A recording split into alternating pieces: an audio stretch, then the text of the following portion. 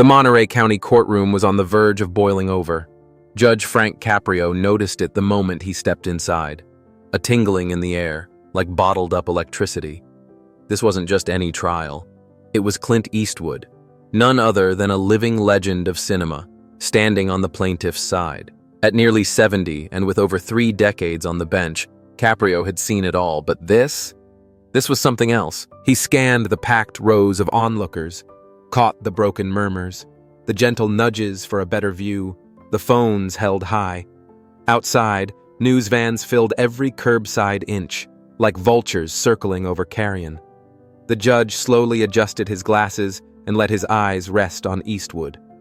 There he stood, upright like an oak tree, despite the 94 years behind him. His blue eyes didn't waver. There was something in that gaze that unsettled him, as if the man before him weren't just an actor, but someone else. Someone here to settle a debt with justice. Caprio gave a crooked smile and brought his gavel down decisively, more to restore order than out of formality. "Mr. Eastwood," he said, with a hint of disbelief, "is it true you've decided to represent yourself in this matter?" Eastwood nodded without a word, a simple gesture, almost humble, yet it triggered a ripple of chuckles across the room. Caprio caught it. The raised eyebrows, the mocking looks. Even the defendant, Gerald Madsen, seated beside his attorney with a polished resume, let out a quiet laugh. Caprio couldn't help leaning forward, like addressing a student who thought himself clever. "You understand this isn't a movie, right? There are rules here, procedures. You can't just give a monologue and ride into the sunset." The laughter grew louder, more confident. The judge spotted a reporter whispering something excitedly to her colleague. They were savoring it, waiting for it, an epic disaster in the making. But Eastwood didn't respond right away. He let the sound die down, let the room settle on its own, as if he knew the moment needed space. And when he did speak, it was without raising his voice. "I know the rules, Your Honor, and I know the law." Caprio felt a slight chill at the back of his neck. Not fear, no. Something else.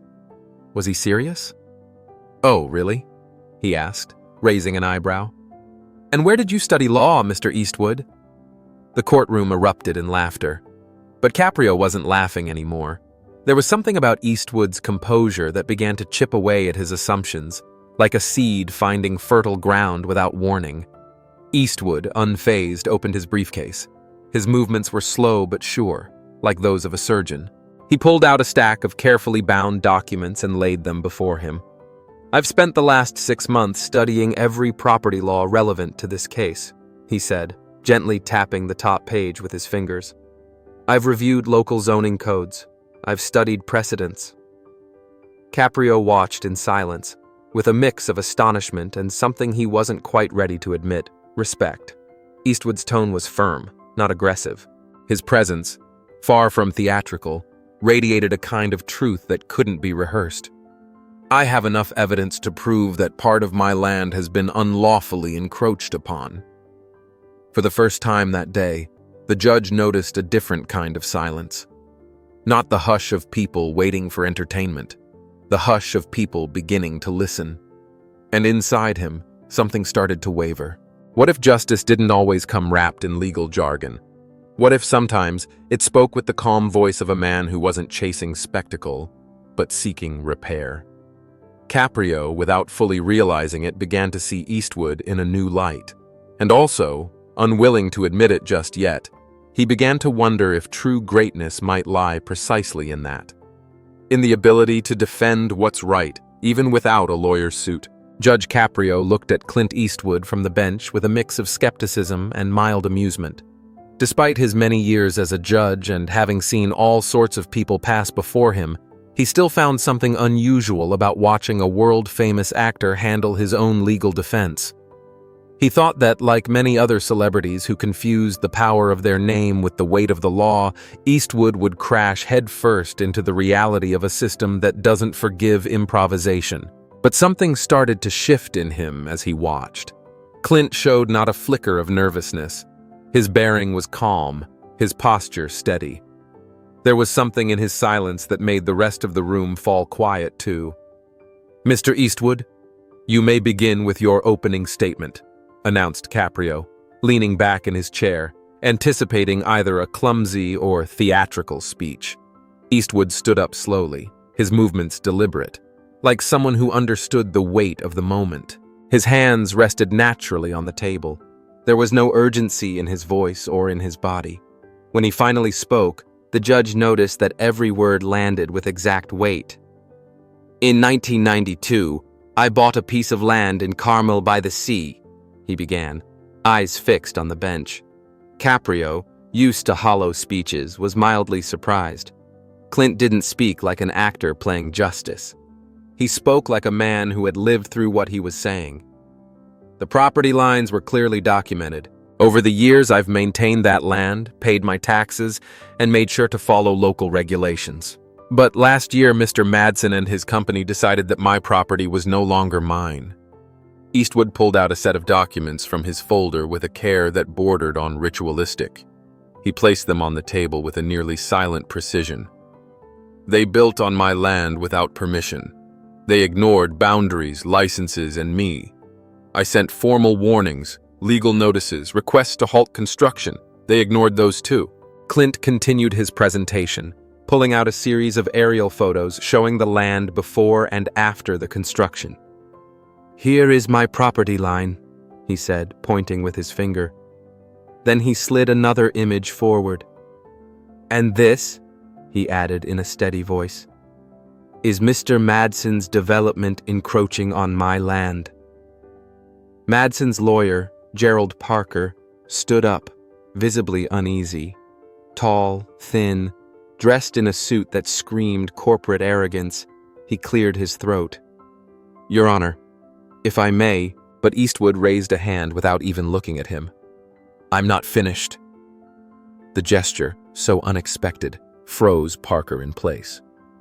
Caprio felt the urge to intervene, but something held him back. Not authority, respect. He nodded silently, allowing Clint to proceed.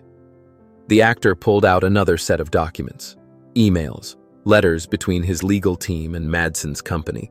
This is a record of every attempt I made to resolve this conflict before coming to this court. Then he looked up, this time directly at Madsen. You had every chance to do the right thing. You chose not to. Caprio swallowed hard. He felt his earlier words, those light jokes about monologues and sunsets, echoing back to him, and they weighed heavily now. He had been quick to judge him, as if the law could only speak through lawyers and robes. But now he understood that it could also speak through the voice of experience, of resolve, of someone who had been ignored but not defeated. He cleared his throat. Very well, Mr. Eastwood. Let's proceed. As Clint sat down, his expression unreadable, Caprio sensed a faint murmur fading like dust in the air. The courtroom had picked up on what he now knew.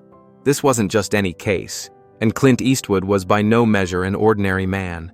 With one eyebrow slightly raised, Judge Frank Caprio watched as lawyer Parker regained his composure with the polished arrogance only men used to commanding from marble offices could display effortlessly. Your Honor, Parker said, offering a smile that struck Caprio as more condescending than cordial. May I address the court? The judge nodded, and Parker turned toward Clint Eastwood with a grin that aimed for pleasant but struck Caprio as sharp as a knife. Mr. Eastwood, you've clearly done your homework. I commend the effort. But with all due respect, you're not an attorney. Legal matters are complicated. Yes, you're presenting evidence, but do you truly understand the nuances of property law? Caprio, who at the beginning of the trial would have applauded that statement without hesitation, now felt a disquieting hesitation within himself. He looked at Eastwood, who was leaning slightly forward, his gaze locked on Parker like an arrow. I understand the law perfectly, he said with a calmness that carried steel, and I also know when someone is breaking it. Parker let out a short, humorless laugh and shook his head. You think this is like one of your movies, don't you? One man standing up against the system.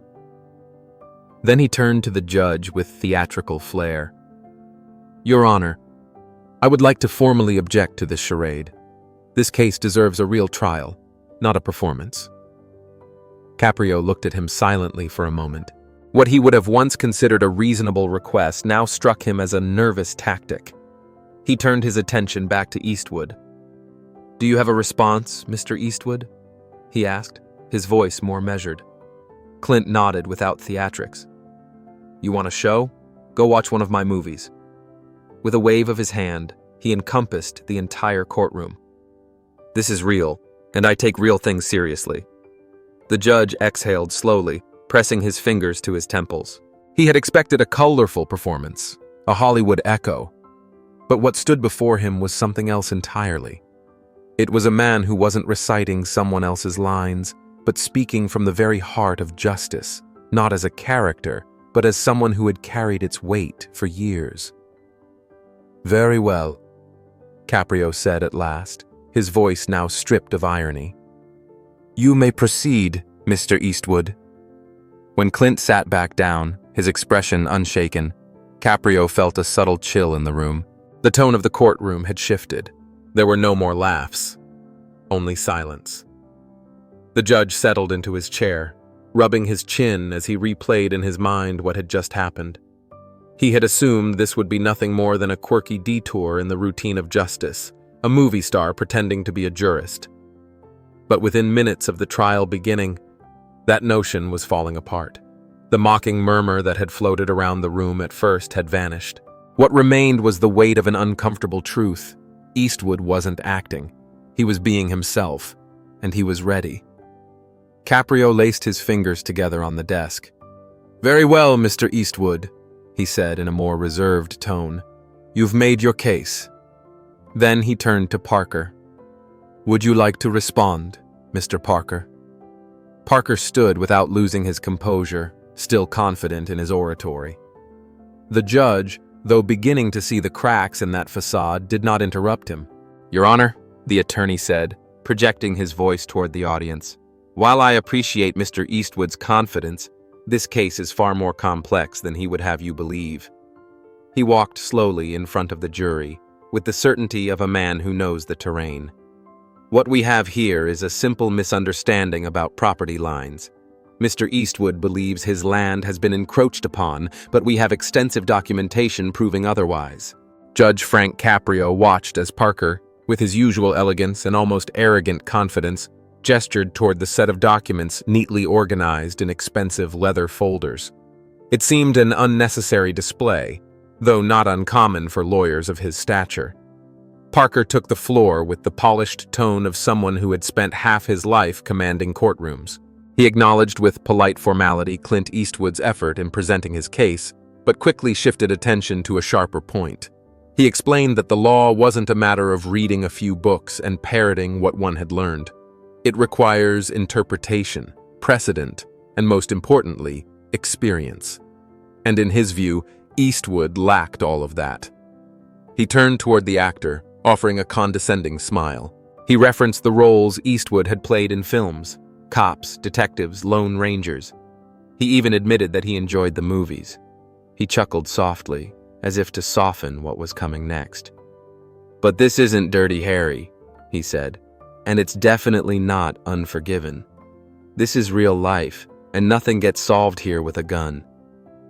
There was a laugh in the courtroom, but Caprio noticed it felt different, more tense, almost forced, as if even those laughing weren't entirely convinced. He turned his gaze back to Eastwood. The actor remained seated, unflinching, not moving a muscle, not even smiling. He simply adjusted his documents with the same precision a surgeon uses to fine-tune their instruments. When he finally spoke, his voice was calm and steady. "You're right," Clint said quietly. "This isn't a movie." He stood up slowly, placing both hands on the table. "And I haven't come here to entertain you, Mr. Parker." The laughter stopped immediately. Caprio felt disoriented by how effortlessly this man, without a trace of theatrics, seized control of the moment. Eastwood lifted a stack of documents and began flipping through them with a steady hand. "You want to talk about experience?"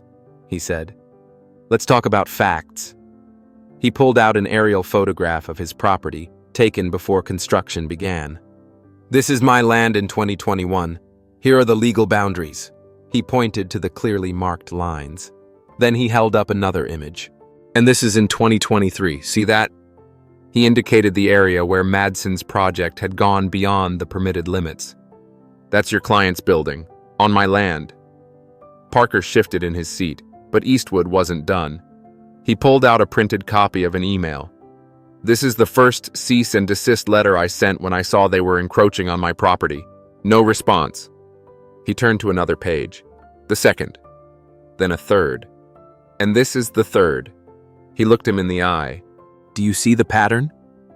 The attorney cleared his throat. Mr. Eastwood, property disputes are rarely that straightforward. There are legal nuances, complexities. Clint raised a hand, cutting him off with authority. You ignored the law until you were caught. The courtroom fell still. Caprio felt something stir inside him. He had seen many people represent themselves in court, and nearly all of them ended in chaos. But this was different. Eastwood wasn't improvising. He wasn't unsure. He was meticulous, precise, and, most strikingly, he was right. Parker forced a laugh, trying to regain control. Your Honor, I think we're overreacting. This is still just an opening statement, and while Mr. Eastwood clearly knows how to command attention, what we're dealing with here are legal technicalities. Caprio folded his hands on the table. He looked first at Parker, then at Eastwood. For the first time since the trial began, he felt a slight pang of remorse. He had underestimated him. And he wasn't the only one. By the time the court adjourned that day, the buzz of the trial had erupted like wildfire across the plains. Frank Caprio, still in his chambers, his robe barely unfastened, gazed out the window through the fogged glass, clouded by the breath of eager reporters. The cameras were ready, microphones on, and headlines were already flooding the news wires as if dictated by the emotion of the moment. Clint Eastwood challenges the legal system and wins the first round. Hollywood icon stuns the courtroom. The judge underestimated him. Now he regrets it. On social media, snippets of the hearing secretly recorded by eager attendees were beginning to go viral. In the clips, Eastwood appeared calm, unwavering, presenting evidence with a firmness that had nothing performative about it, while the defense struggled to maintain its footing. Legal analysts, caught between amusement and astonishment, debated heatedly on television programs. Caprio couldn't help but overhear one of them as he turned on his radio on the drive home. Nobody expected Clint Eastwood to actually know the law. But he's proven it. He's methodical, exact, and let's face it, he owns that courtroom better than many credentialed attorneys. The next morning, the atmosphere in the courtroom was even more charged. Caprio entered the bench feeling the weight of unusual anticipation, as if the courthouse walls had absorbed the tension from the previous day. The public filled every corner, and journalists occupied every available spot, watching closely. Madsen's attorney, Gerald Parker, rose from his bench with a tense expression, abandoning all pretense of courtesy. He walked to the bench with deliberate steps and a composed voice. Your Honor, he began, before we proceed, I'd like to submit a motion. Given the media attention surrounding this case, I believe it's necessary to ensure we move forward strictly within the bounds of the law. I request that Mr. Eastwood be required to obtain legal representation or withdraw his claim. Eastwood placing his hands lightly on the table. Yes, Your Honor, he said firmly. This court is public, and yes, the public is watching. But the media didn't build structures on my land. The media didn't ignore my cease and desist letters. And the media, of course, didn't file this lawsuit. I did. He turned his eyes toward Parker with surgical precision. You want me to hire a lawyer because I'm making you nervous? Parker gave a tight smile. Not at all. I'm simply pointing out that the legal process is complex. Even experienced attorneys face challenges. Eastwood nodded slowly. I imagine so. He picked up his file, pulled out a fresh document, and held it firmly. But last time I checked, the Constitution doesn't require a man to have a lawyer to defend his own property, unless, of course, we no longer believe a man can stand on his own. The murmuring in this courtroom thickened. Caprio, his throat suddenly dry, cleared his voice. Mr. Parker, he said at last. "I understand your concerns, but Mr. Eastwood has every right to represent himself." Parker clenched his jaw, fully aware he had just lost another battle. And as Caprio adjusted his robe and studied Eastwood's serene expression, an idea began to form within him. Perhaps this man hadn't come to perform. Perhaps he had simply come to seek justice. Clint Eastwood called his first witness, Jacob Reynolds, a retired surveyor with more than 30 years of experience in Monterey County. He had worked several times on Eastwood's property, and that familiarity did not go unnoticed by Caprio, who tilted his head slightly, curious about what would come next. "Mr. Reynolds," Clint said as he approached the stand with steady steps, "you've reviewed the property records and the plans for my land, correct?" Reynolds nodded respectfully. "Yes, sir. I've worked with Mr. Eastwood for decades. The boundaries of his property haven't changed since the early 90s. From his seat, Caprio could hear in the witness's voice a conviction that was hard to challenge. Eastwood raised a document and held it up for the jury to see. "Can you confirm this is the original title deed?" Reynolds needed barely a glance before nodding. "Yes, this document clearly states that the land in question belongs to Mr. Eastwood." Clint turned to the jury and said firmly, "There's the law, in black and white." Caprio leaned forward with a stern expression as Gerald Parker stood abruptly. "Objection, Your Honor. Mr. Eastwood is not qualified to interpret legal documents before the jury." The judge hesitated for a moment, sighed with resignation, and responded, "Objection sustained. Mr. Eastwood, please keep your questioning within proper legal bounds." Clint nodded without irritation. "All right, let's keep it simple." He turned again to Reynolds. "Has there ever been a legal dispute over the boundaries of my property?" "No," Reynolds answered firmly. Clint looked at the judge. "No further questions."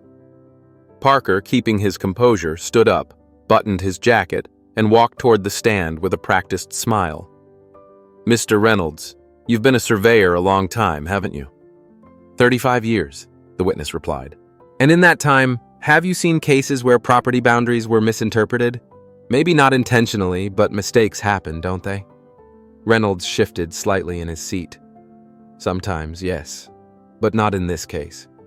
The boundaries are clear." Parker nodded. "That's your opinion." From the bench, Caprio watched Parker closely, trying to find a crack in the testimony. But there was none. Clint, leaning slightly in his chair, didn't miss a single detail of the exchange. Parker tried a few more questions, but the strength of the testimony was unshakable. Finally, he sighed. "No further questions." At the close of the day, Frank Caprio remained seated, looking at Clint Eastwood with a mix of surprise and respect. From day one, he had thought this would be just another case where a citizen without legal training would get lost in the technicalities, end up confused, overwhelmed, defeated. But that wasn't happening. Clint wasn't just standing firm, he was taking command of the courtroom. When the gavel fell, marking the end of the day, Caprio realized that maybe cinema had taught Eastwood how to portray justice on screen. But here, in the reality of the courtroom, the system wasn't prepared for him. By the time Eastwood called Gerald Madsen to the stand, the atmosphere had shifted completely. There were no more laughs or mocking whispers. A tense stillness had taken over, as if everyone present understood that something far beyond expectations was unfolding. Caprio felt it too. Something deeper was at stake. Madsen, a wealthy and confident real estate developer, walked to the stand with the same arrogance that had carried him to the top of the corporate world. His suit, flawlessly tailored, and his calculated smile were part of his armor. He adjusted his tie before sitting down, as if preparing for a business deal rather than a sworn testimony. His lawyer, Gerald Parker, was the first to speak. "Mr. Madsen, let's clarify something for the court. Do you believe your company has acted within legal bounds in its construction efforts?" Madsen nodded confidently.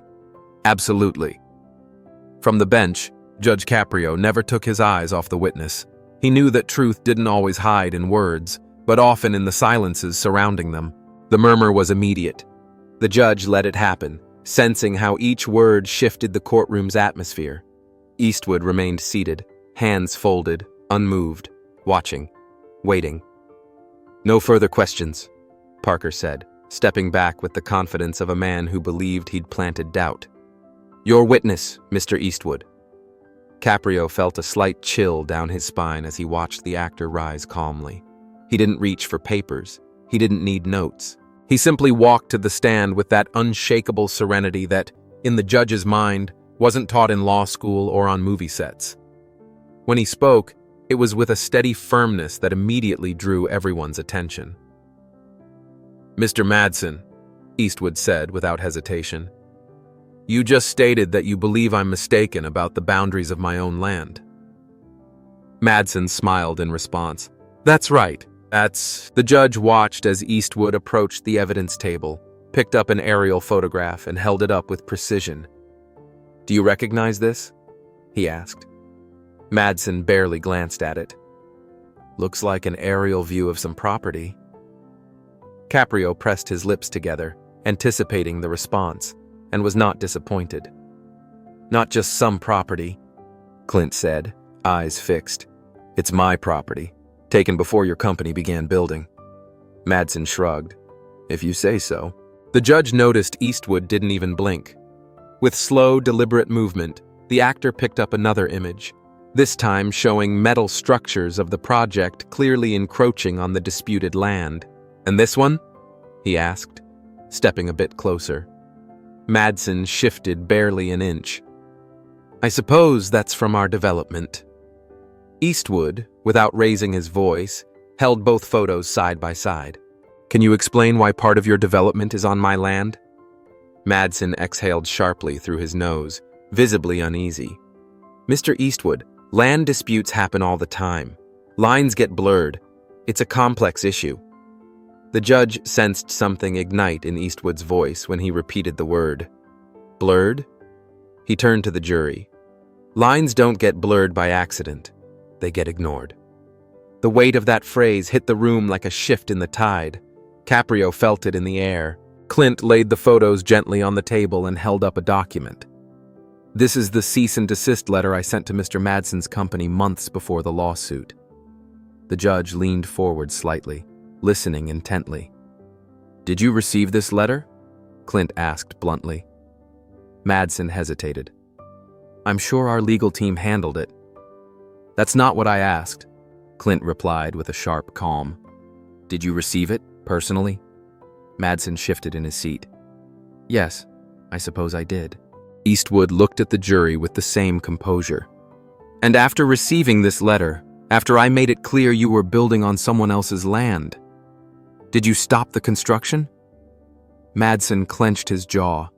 The silence in the courtroom was thick. Finally, he admitted in a low voice, "No." Caprio closed his eyes for a moment. The weight of that confession was undeniable. There was no drama, no grand gestures, only the truth, raw and direct, hanging in the air like a silent verdict. "No further questions," Eastwood concluded as he returned to his seat. The judge noted how the jury's expressions had changed. Where there was once skepticism, there was now attention, even respect. Parker, visibly irritated, stood up. His tone was softer, almost conciliatory. "Mr. Madsen, just to be clear, did you have the impression, when you began construction, that you were acting within the law?" "Yes," Madsen replied, adjusting his tie. "And did you deliberately violate property laws?" "No. Any misunderstanding was just that. A misunderstanding." Parker nodded, turning to the judge. "My client is a businessman. He operates within the law to the best of his understanding. There was never any intention to break it. Any error was incidental." From the bench, Caprio couldn't take his eyes off Eastwood. The man said nothing. He didn't have to. He had made his case with unshakable clarity. The judge exhaled heavily. "We will continue with proceedings after a brief recess." The sound of the gavel echoed like a sigh of iron, and the courtroom turned into a hive of voices.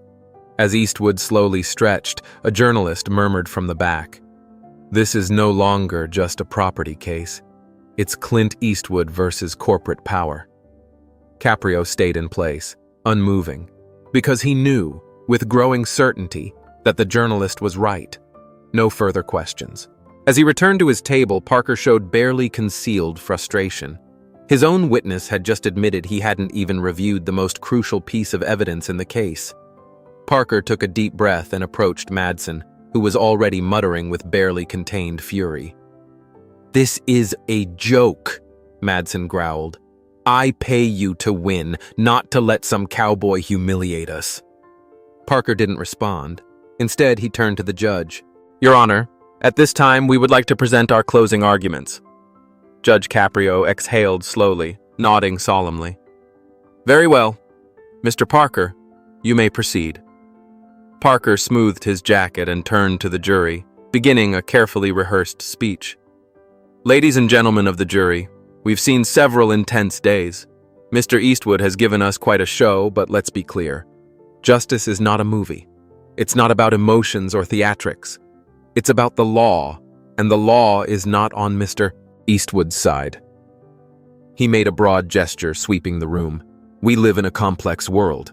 Property laws, boundary disputes, legal interpretations. These matters require expertise. And while Mr. Eastwood has presented his case with passion, passion alone does not prove legal ownership." Parker nodded, confident. "My client followed the required procedures to begin construction. Any claim to the contrary is a misunderstanding, not bad faith. And while we respect Mr. Eastwood's dedication to this process, we ask that you focus on the facts, not the spectacle." With that, he returned to his seat. Clint remained seated for a long moment before standing. He walked toward the jury with a slow and deliberate step. Then he spoke. "You know," he said, "I've acted in a lot of movies over the years."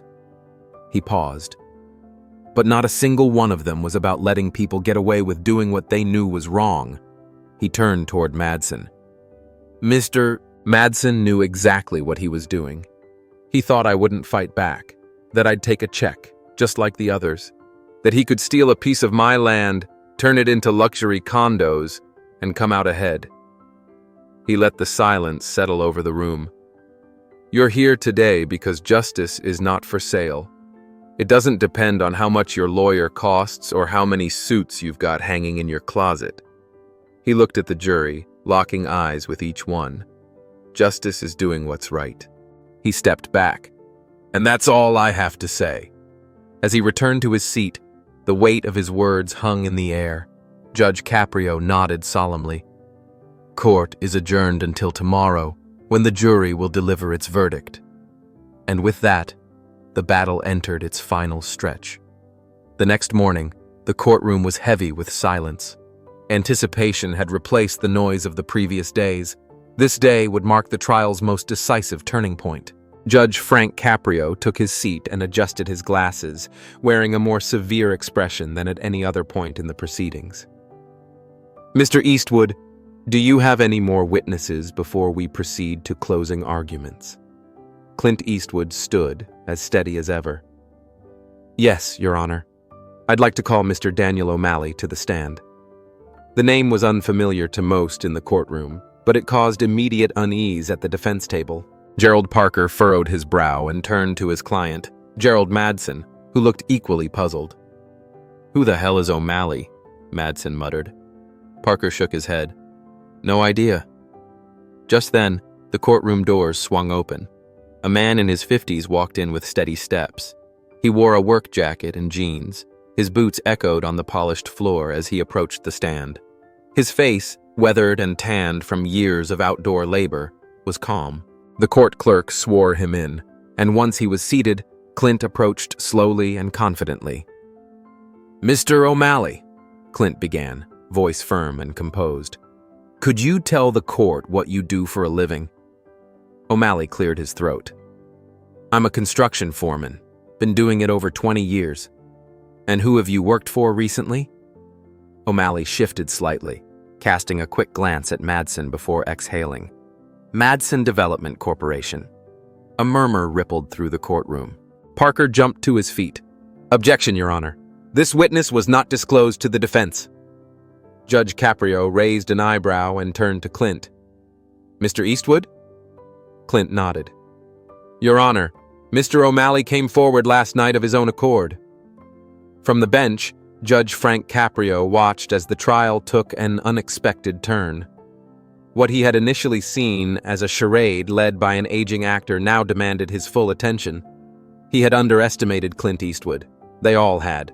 Parker, the defense attorney, leaned toward his client. Though they spoke quietly, the gesture said it all. We need a new strategy, he said. Madsen, once confident, frowned. Do whatever it takes. Caprio saw everything. That quiet desperation. Meanwhile, Eastwood remained composed, as if he knew that truth didn't require theatrics, just patience. When the session resumed, the atmosphere had shifted. Parker's composure was beginning to crack. Madsen no longer held the posture of a man in control.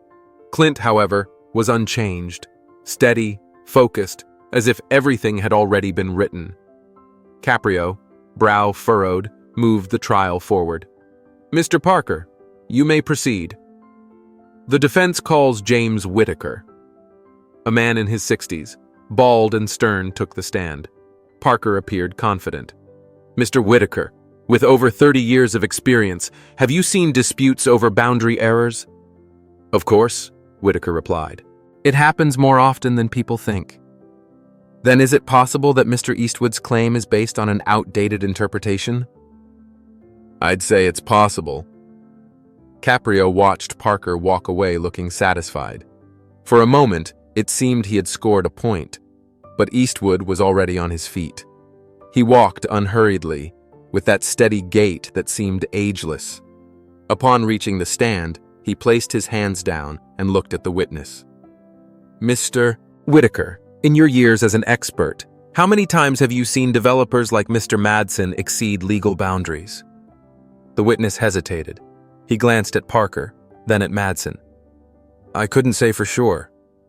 Clint remained calm. Let me help you. He pulled out a document. Here's a record of previous disputes against Madsen Development. How many times have they been accused? Whitaker read. 5 cases. And how many were settled out of court? All of them. A murmur rippled through the courtroom. Caprio felt the tension become palpable. Eastwood turned to the jury. This isn't a misunderstanding. It's a pattern. A man who always pays to avoid consequences. Parker stood abruptly. Objection, Your Honor. Not relevant. Caprio sighed. There was something uncomfortable in what he was hearing, but also undeniably true. Objection overruled. Mr. Eastwood, stay focused on the case. Clint nodded. One last question. Have you personally reviewed the survey of my property? Not personally, Whitaker admitted. Caprio watched him and felt something shift inside. He was not looking at another performer. He was looking at a man who, without pretense, was restoring in his courtroom a forgotten truth. That justice, when real, doesn't need theatrics. It only needs someone brave enough to stand for it. Madsen's low mutter reached his ears like a tired echo. Fix this, he hissed with barely contained desperation. We can't lose this case. Parker, his lawyer, looked defeated, running a hand over his temple as he let out a sigh that needed no translation. We may not have a choice, Gerald, he murmured. When the court reconvened, Caprio saw the jury file back in, one by one, serious faces, focused eyes. No one was laughing now, no one whispering. The revelation from the construction foreman, Madsen's own employee, had been devastating, and the new digital records presented by O'Malley had only confirmed what was already becoming undeniable. There had been a deliberate encroachment. Caprio leaned forward, sensing the unusual weight now behind his voice. Court is back in session. Mr. Parker, given the new evidence presented, do you have any motions before we proceed? Parker stood, adjusting his tie as if trying to regain a semblance of control. Your Honor, the defense requests a continuance to review the files presented by Mr. O'Malley. Caprio cast a quick glance at Clint, who remained composed, arms crossed, as if he had already anticipated the move. The judge shook his head. Motion denied. He paused briefly, his gaze now fixed on Parker, sharper than at any point before. The defense has had ample time to present a complete and accurate record of their property boundaries, but it took a whistleblower to bring the truth into this courtroom. There was something different in how those words settled in the air. The trial was no longer just a procedure, it was a revelation. "Let's proceed with the closing statements," he said. Parker swallowed hard and slowly approached the jury, trying to appear confident. Caprio knew him well. He had seen that kind of lawyer 1,000 times before. Smooth voice, calculated smile, confidence forged through years of victories. "Ladies and gentlemen of the jury," Parker began, "during this trial you've heard strong arguments from both sides. You've seen evidence, heard testimony, and yes, you've witnessed moments of unexpected drama." Caprio noticed the quick glance he threw at Clint, hinting, without saying it, that all of it might have been a setup. "But let me remind you, this isn't a Hollywood production. This is a legal trial, and the law requires us to look at the facts, not be swayed by emotion." The judge watched as Parker's words flowed with apparent ease, but the tension in his shoulders gave him away. Disputes over property happen, misunderstandings arise, boundaries shift, records get muddled. Eastwood shook his head silently, but Caprio saw there was no need for words. The jury had noticed it too. "Yes, maybe my client's company made mistakes when submitting its plans, but that doesn't mean there was bad faith, Mr. Madsen is a respected businessman who has brought economic growth to this area. To cast him as a villain is an unfair oversimplification." Parker ended with a professional smile, trying to regain a sense of control. "I urge you to consider the full picture. This case is merely a dispute over land boundaries, not a deliberate act of harm." With a slight nod, he returned to his seat. Caprio followed him with his eyes, feeling the room hold its breath as Clint rose to his feet. He didn't walk toward the jury like Parker had. He didn't need to.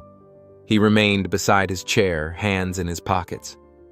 "I don't have a grand speech," he said calmly. "There's no theatrics, no legal tricks." His gaze swept slowly across the jury. Caprio saw how each member seemed locked in place. "What I have is a piece of land I bought legally, land I worked for, land that was taken from me piece by piece because someone thought they could get away with it." Each word was steady, clear, never raised in volume, yet they struck deep. This wasn't a mistake. It wasn't confusion. It was greed. Caprio looked at Madsen and saw every trace of confidence had vanished from his face. Clint stepped forward slowly. "You've seen the evidence. You've heard the truth from someone who was inside Madsen's operation. And you've heard his lawyer, who wants you to believe this was all just a misunderstanding." A pause. Heavy. Real. "But you already know the truth." Another pause. Even heavier. "That's all I have to say." He returned to his seat, and Caprio felt the entire room still caught in a breathless moment. The judge looked at the jury. "Ladies and gentlemen, the case is now in your hands. Court is recessed until a verdict is reached." He struck the gavel. As the jurors left to deliberate, Caprio felt the thick air, as if everyone present knew they had just witnessed something that went beyond a routine courtroom. Reporters rushed out, eager to break the news. And then he heard it. The voice of Madsen, dull, dry, aimed at Parker. "We should have settled." Caprio didn't look at him. He didn't have to. He knew that in that sentence there wasn't just fear, but something far more uncomfortable. The recognition that this time, the truth had taken ground. The hours had stretched out as if the clock had chosen to take a cruel pause. The jury was still deliberating, and the tension in the courtroom could have been sliced with a breath. Eastwood, unmoved, kept his hands clasped in front of him, his eyes fixed on some point beyond the clock. Caprio, on the other hand, felt his own patience wearing thin. He glanced at Madsen across the room. His polished appearance was no longer enough to hide the nervousness. The businessman kept checking his watch over and over, unable to mask his anxiety. His eyes darted to the jury door again and again, as if he could will the inevitable into coming sooner. Beside him, Parker kept scribbling in a notepad, his brow furrowed. He hadn't spoken in a while. And Caprio, who had seen him succeed many times, noticed that his silence carried a quiet acceptance. The case had slipped through their fingers. The defense's strategy, which had begun with arrogance, was now only a distant echo of lost confidence. "Maybe they'll come back with a compromise," Madsen whispered, his voice tense, as if he needed to convince himself more than his lawyer. "Something smaller at least." Parker didn't answer. He kept writing, as though that mechanical motion might produce a magical solution. But his face said otherwise. He knew it was over too. Caprio looked again at Eastwood. The actor hadn't turned once toward the defense. He hadn't even glanced at the jury room. He was just waiting. And in that waiting, the judge sensed something that couldn't be fully explained in words. The quiet certainty of someone who knows they're on the right side. At that moment, the jury door opened. The bailiff entered and motioned for everyone to stand. The room responded in respectful silence. The jury forewoman, a middle-aged woman with a steady walk, stepped toward the bench holding a manila envelope in her hand. Caprio straightened in his seat. He had observed each juror carefully throughout the trial, and in that woman's face he saw neither triumph nor doubt, only the sobriety of someone who had fulfilled a duty. "Has the jury reached a verdict?" he asked. She nodded and handed him the envelope. Caprio took it carefully, as if he knew that inside that paper was more than just a simple decision. He turned to the courtroom. "Ladies and gentlemen," he said firmly, "the jury has reached its verdict. You may be seated." The murmurs died down. No one breathed louder than necessary. The anticipation had turned nearly physical. Caprio looked one last time at the envelope before reading. "We, the jury, find in favor of the plaintiff, Clint Eastwood. We determine that the defendant, Gerald Madsen, and the Madsen Development Corporation have willfully trespassed on the plaintiff's property and acted in bad faith by ignoring repeated requests to halt construction. The court awards the plaintiff full compensation for damages suffered, along with additional punitive damages for the defendant's willful disregard of property law." The silence that followed was so heavy it seemed to wrap around the entire room. Caprio looked at Clint. The actor made no gesture. He didn't celebrate. His expression didn't change. He simply let the words do their work. Then the courtroom erupted in murmurs, reporters typing furiously, glances of astonishment flying across the room. But Caprio barely heard any of it. His eyes were fixed on Madsen. The color had drained from his face. He was frozen, stunned by the weight of the verdict. The man who had dismissed the trial as a minor annoyance, who thought he could handle everything with influence and lawyers, had just lost everything in full public view. "Your Honor," Madsen's voice trembled, though he was trying hard to maintain composure. "We request an immediate suspension of the sentence. This verdict is—" Caprio raised his hand, not raising his voice, yet speaking with unmistakable authority. "The jury's decision is final, Mr. Madsen. Any motion to postpone or appeal must be submitted through the appropriate channels." Then he turned his gaze to Eastwood. There was no judgment in his eyes, only a strange mix of respect and puzzlement. "Mr. Eastwood, would you like to say something before we conclude today's session?" Clint rose slowly. Every movement seemed deliberate, almost ritualistic. His mere presence was enough to quiet the room. "I've spent a lot of time in courtrooms, on screen, of course," he said, his voice clear and steady. "But this time, I wasn't playing a role. I wasn't acting. I was standing up for what's right." He paused, looked at Madsen. "Mr. Madsen took land that belonged to me, and he thought he could get away with it, that he could ignore the law, silence the truth, and walk off without facing consequences." Then he looked at the jury. But the law caught up with him. Caprio didn't look away. In that moment, he realized what he had witnessed wasn't a performance, nor an exception. It had been justice, real justice.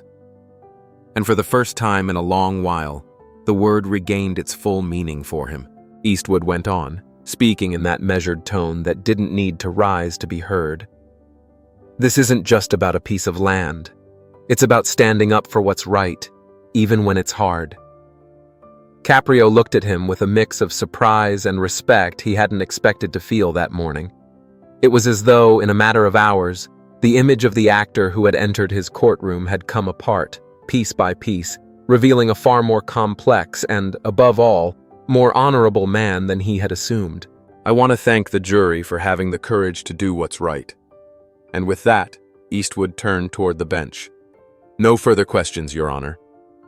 Caprio nodded slowly. He felt something loosen in his chest, as if a tension he hadn't known he was carrying had quietly let go. The court acknowledges the verdict, he declared, his voice softer now, free from its usual stiffness. The defendant is ordered to pay full compensation, along with the plaintiff's legal costs. He struck the gavel. The sharp sound marked the official end, but the true conclusion had already taken place. The room erupted at once into a storm of voices, flashes, hurried footsteps. Reporters surged forward like a flock, while Madsen's defense team seemed paralyzed by shock.